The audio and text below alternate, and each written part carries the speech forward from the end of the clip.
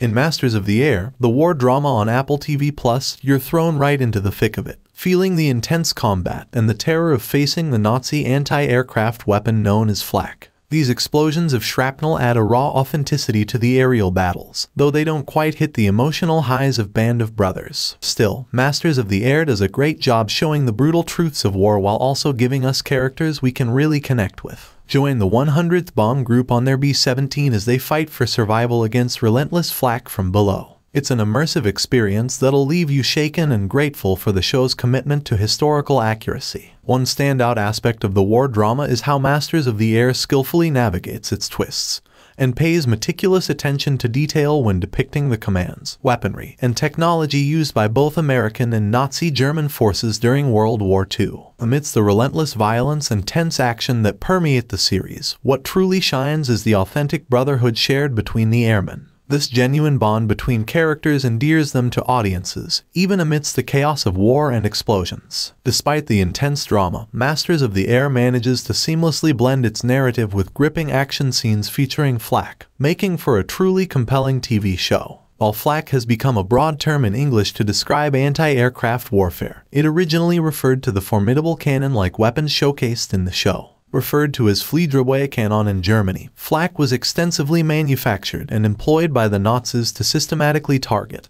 and down aircraft of the American and Allied forces from the ground during World War II. Masters of the Air portrays this weapon as a nearly unstoppable force, making any attempt to resist it seem futile. However, despite its formidable reputation, Flak was not without its vulnerabilities and shortcomings. One significant drawback of Flak during World War II was the absence of radar technology, which hindered the Nazis' ability to achieve complete accuracy when targeting enemy aircraft. Instead, the process relied on a coordinated effort between operators. One would focus on aiming and positioning the Flak, while another acted as a spotter, providing crucial information on when to fire. Despite its potency, Flak's main purpose was to compel Allied forces to release their bombs prematurely or from greater heights, thereby reducing their accuracy. While primarily serving as a diversionary tactic rather than a directly destructive one, Flak remained a deadly threat to enemy aircraft. In Masters of the Air, we witnessed the 8th Air Force flying daytime bombing missions,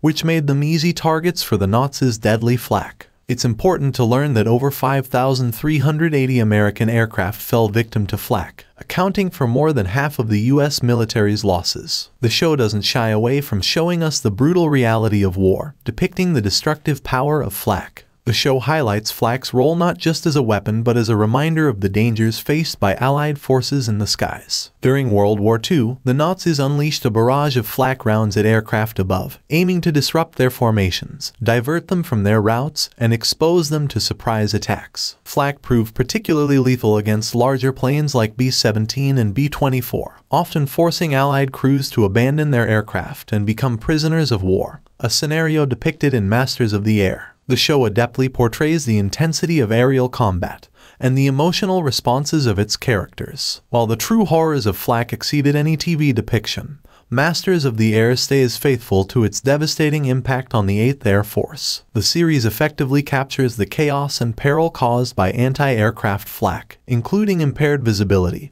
and symptoms resembling air sickness due to smoke exposure. An interesting deviation in Masters of the Air is its portrayal of the Allies' initial perception of Flak. Initially underestimated as unreliable, Flak's effectiveness prompted Allied forces to revise their tactics. In contrast, the show presents Flak as a formidable threat from the outset, heightening tension for viewers. As the series progresses, audiences can anticipate further exploration of Flak's deadly consequences in Masters of the Air.